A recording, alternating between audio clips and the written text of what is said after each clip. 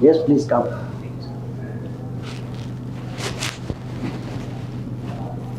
Good morning, sir. Good morning, sir. Good morning, ma'am. Good morning. Good morning. Thank you, sir. May I have a seat? Yeah, please. Thank you, sir. You are Shaswath. Yes, sir. Okay, please introduce. Tell about yourself. So my name is Shaswath Agarwal. I originally hail from Varanasi, Uttar Pradesh. I have done my bachelor's in political science from Delhi University. Post that, sir, I worked for a year as a LAM fellow at PRS Legislative Research. After that, sir, I have pursued my master's in development and labor studies from Jawaharlal Nehru University. And post that, sir, I have been preparing for the civil services. And this is my third attempt. And I have fulfilled Indian Foreign Service as my first preference. You finished your MA which year? So in 2023 itself. Yes, sir. Very good. Okay, so can you tell 3 SDGs in which India has excelled? You worked on SDGs, Yes, sir. Yeah. So the first SDG is the SDG goal number 1 itself, that is no poverty. India has itself reduced poverty in last 20 years, where the UN report points out that India has pulled out more than 25 crore people in last 20 second? years. So second is the goal 4, that is quality education. India has made tremendous strides in promoting education in terms of improving its literacy rate as well as promoting the infant participation in these schools. Okay. And so the third is the SDG goal number 6, that is drinking water and sanitation. Through schemes like the Swachh Bharat Abhiyan and the Jal Jeevan initiative, the government has promoted the penetration of drinking water as well as sanitation. in the rural areas, sir. And 3 goals which you doubt will be achieved during your lifetime also.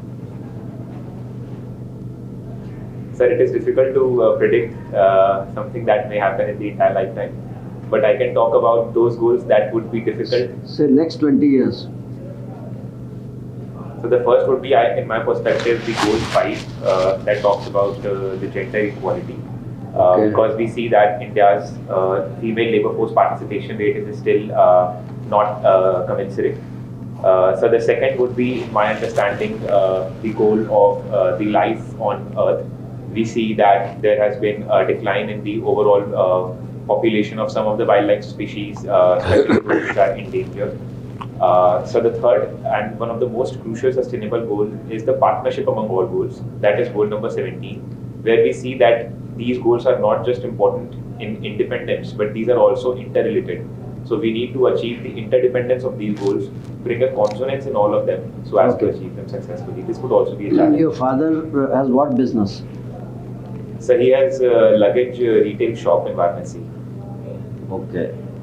So does it attract GST? Yes, sir. How much?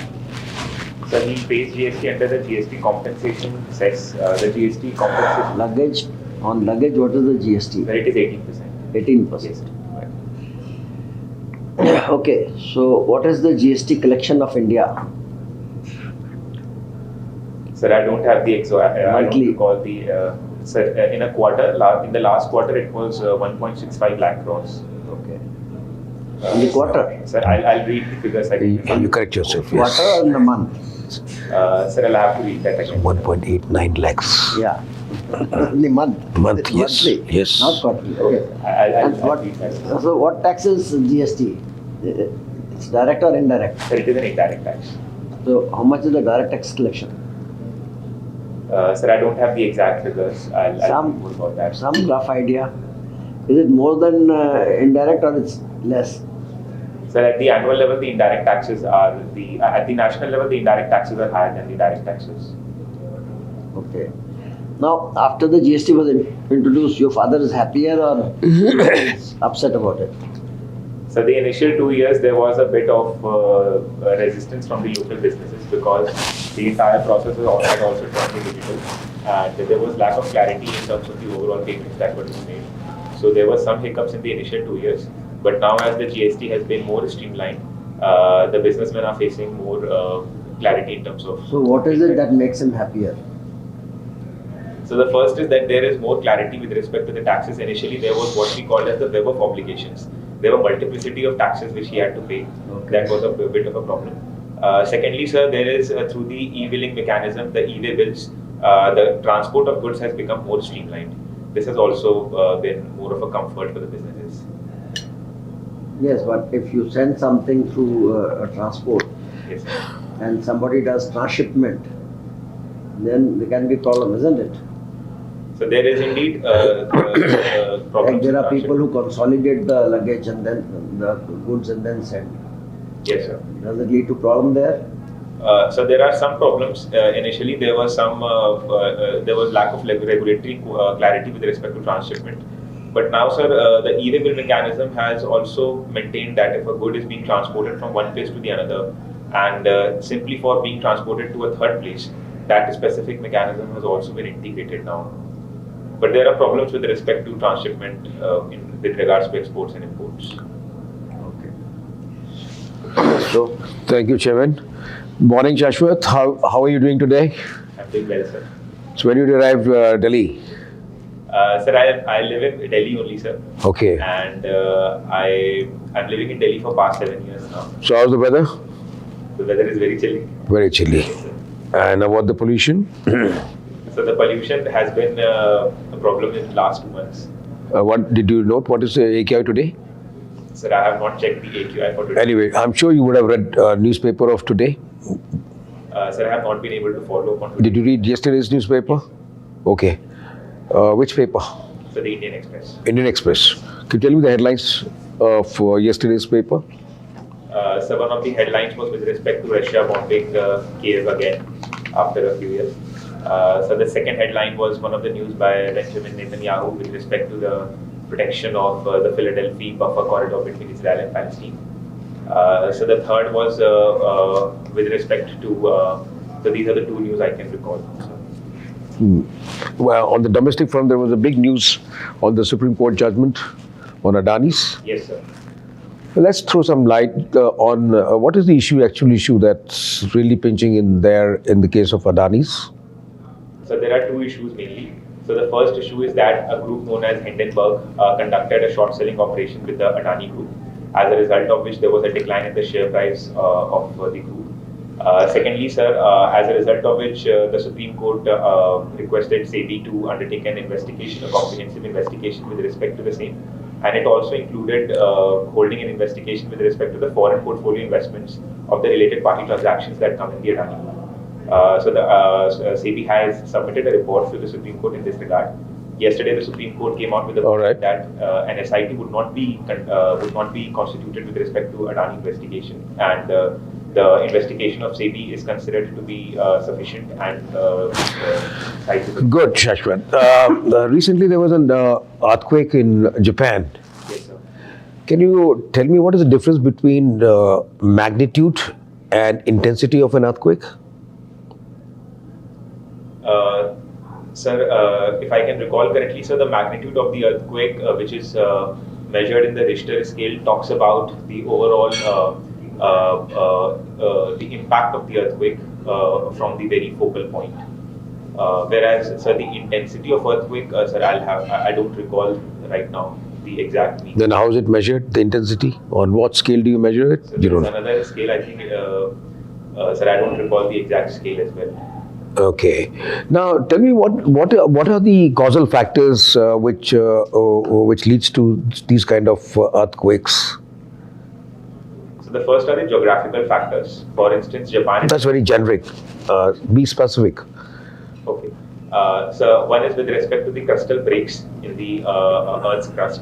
For instance, when any specific geography is located at the boundaries of the tectonic plates, then they are more prone to earthquakes because there is continuous tectonic movements. The second is, sir, with respect to what can be called as the resurgence of the old platonic crusts, as we see in the case of the Gujarat's Kutch region, where the old crustal rocks re-emerge, causing earthquake again. A third is, sir, that in the midst of the oceans also we notice earthquakes in the form of the opening up of the mid-oceanic rocks, called as the mid-oceanic ridges. So these are the three. Shashwat, we have been having such a large technological advancement in all fields. How is that in this particular area, the earthquake, the forecasting is really bad in the sense that we are not really able to make out as to when the earthquake. Why is this? Sir, What does your logical mind say, or a rational mind say, or a scientific mind say? Sir, it is difficult to undertake early surveillance of earthquakes, unlike other like tropical cyclones. We can undertake forecasting and surveillance, but with earthquakes, it is more difficult. So, firstly, because it is very difficult scientifically to find out when a tectonic break might take place, causing an earthquake. Secondly, sir, in the Indian context itself, the Himalayan region is very prone to earthquake, and the region being very young and facing a lot of custom breaks, it is very difficult to determine the time, the location, as well as the intensity of the earthquake. Two more questions quickly coming in. Greens is the word of today, whether it's in business or in technology. Three greens I'm going to come with. Green mining. What is green mining? The green product. Green building. So green mining could be one of the more sustainable ways of mining, moving ahead of what is called as rat hole mining, where manual mining takes place, which is highly polluting, to more sustainable ways of mining, wherein probably a simple pipe can be used to extract products from the Is that what green mining is all about? Right mining is green mining? No, sir. I'm Example you gave. Anyway, elaborate, please. Please elaborate.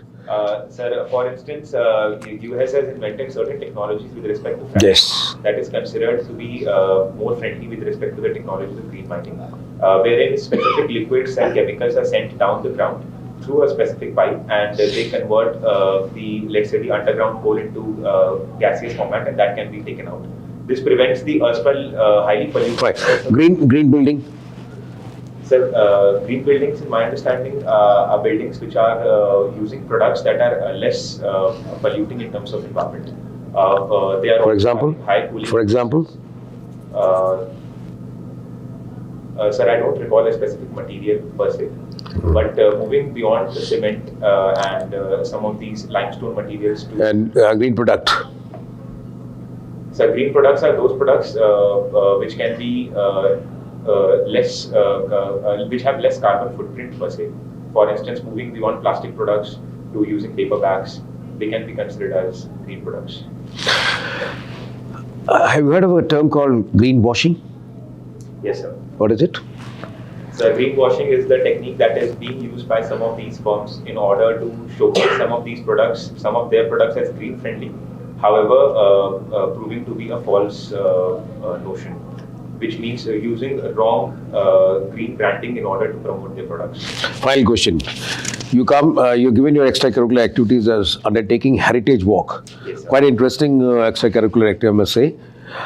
Just tell me how these heritage tags are allotted by the UNESCO.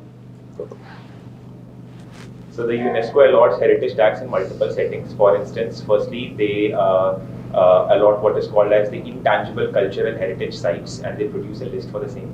Secondly, so there are also World Heritage Sites, which come in the UNESCO World Heritage Sites list. For this, they have various criteria. Some of them have due cultural and ecological importance.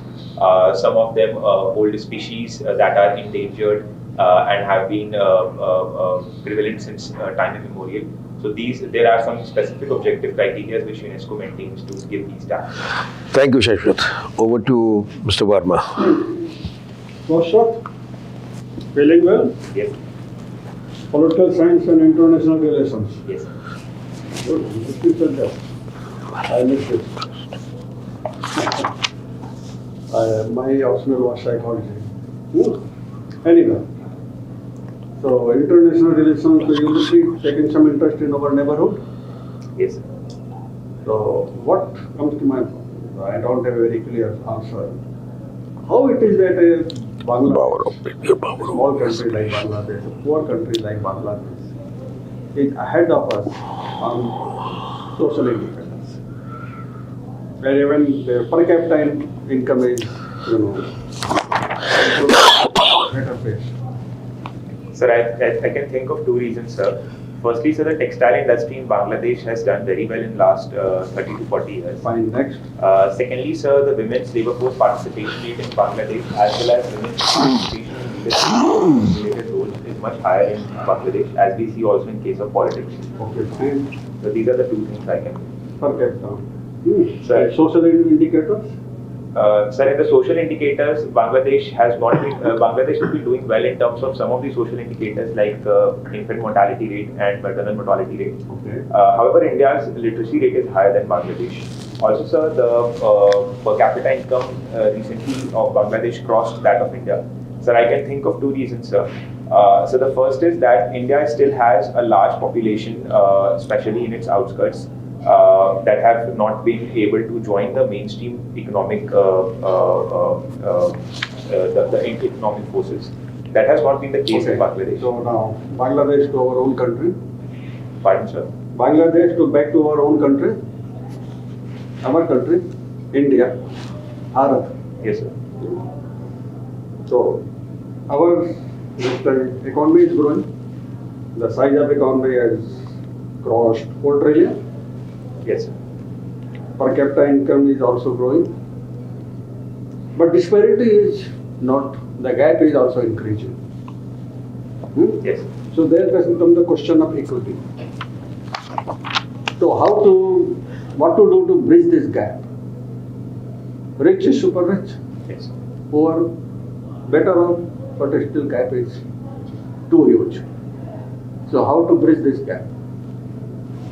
Sir, my understanding is that we have to produce high-level jobs in the lowest rungs of our democracy. High level jobs, High quality jobs. high quality jobs, So, for instance, sir. better paying jobs. Yes, sir. For instance, sir, we have to promote self-employment of those who come from rural areas. For this, we can promote institutional credit to the self-help group. I put a closure to you. Yes, sir.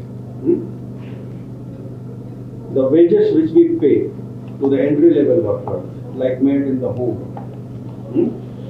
watchmen, are too low by international standards. Why not there be a legislative diktat to jack up these minimum wages? So some money will move from rich to poor. So rich will not that much look for the costly cars, and poor will look for the fan and things like that in their household. Sir, I agree from your standpoint. However, sir, on a practical point, most of those who work in our homes, for instance, the drivers and the maids, they function in what is called as the informal and the unorganized force. As a result, sir, any legislation that may direct a formal sector would be a plausibility. But in the informal space, it is very difficult to implement as there is no legislation. That we don't have good enough ethical standards to follow those standards in informal sector. So my understanding is that our policy parameters should shift from understanding of mere wages to forming a holistic social security of the informal workers. For instance, we have the Unorganized Social Security Act 2008. Okay. Under this, we have to provide them with necessary insurances, healthcare support, education, at least at the minimum level. So that they Okay, can, Shaswath, okay. Interview में जैसे board member है, okay. So now I move to Sri Lanka. Sometimes this is being done by economic development. Some are blaming China, the debt trap and all that. Some are blaming Rajpaksa family for their wrong policies or bad policies. So now that you are a student of international relations and you watch what is happening in the world, what is coming to your mind as a good, plausible answer to what has happened to the economy of India? So my understanding is that there were poor decisions with respect to economic governance that were taken by the political leadership that led to this. Sorry. The country should make sure that they should not become economically dependent on any other country. They should not lose their economic sovereignty in the first place. My last question. How does this debt trap operates? In this case, China, the PRI thing. Yes, sir. So the debt trap diplomacy of China operates under what is called as you mentioned, the Belt and Road Initiative, wherein they give loans at a very lopsided conditions at very high interest rates, forcing the countries to take the loans because of their own developmental and political interests. These debt trap operates in a way wherein the country, for instance, in this case China, gives these loans for infrastructure projects at very high interest rates for cheap conditions. Infrastructure product at a very high interest rate. Yes, sir. Give one example of infrastructural project from Sri Lanka. So one is the Hambantota port. What happened there?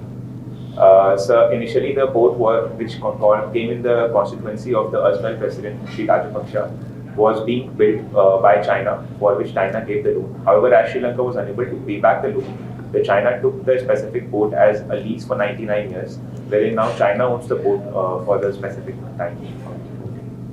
Ma'am, up? Sure. So how are you feeling, Shaswath? I'm feeling good, ma'am. Great. So Shaswath, see that you were the team leader of some star innovation project at the Cluster Innovation Center.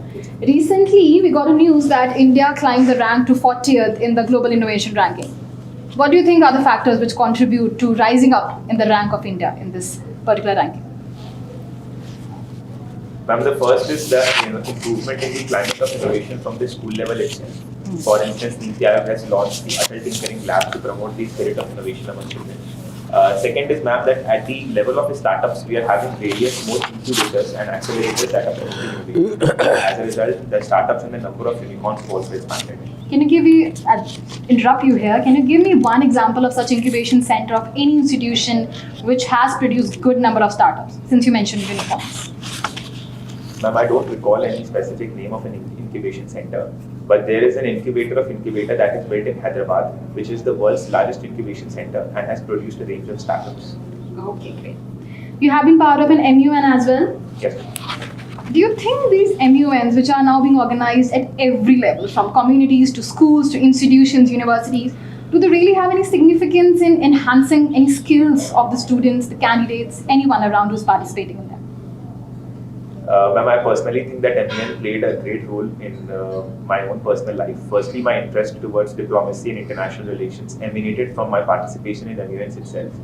Secondly, ma'am, MUNs have a significant impact in improving one's debating skills, one's negotiating skills, the skills of drafting and researching over specific topics. So in that perspective, I think MUNs are very vital in a student life. Okay. So there was a woman who won the Nobel laureate in economics. Do you know who was that? And for what purpose? Ma'am, if I'm able to recall correctly, she was the wife of Vijay Banerjee, who won the Nobel laureate in economics. Her name was Esther W. Okay. She did one, but who was the most recent one? Ma'am, I don't recall the most recent. Okay, no worries. Again, you were part of NSS as well, the National Service Scheme, which is at JNU level. Social empowerment is something that we try to promote at every level, and there are so many organizations, governmental, non-governmental, which have cropped up for the same. Can you give an example of any one social organization, apart from NSS, which is working in empowering? Ma'am, the first I can recall is the Nehru Yuva Kendra Sangathan that also works towards promoting women's participation in these voluntary activities. But this is the one That you recall?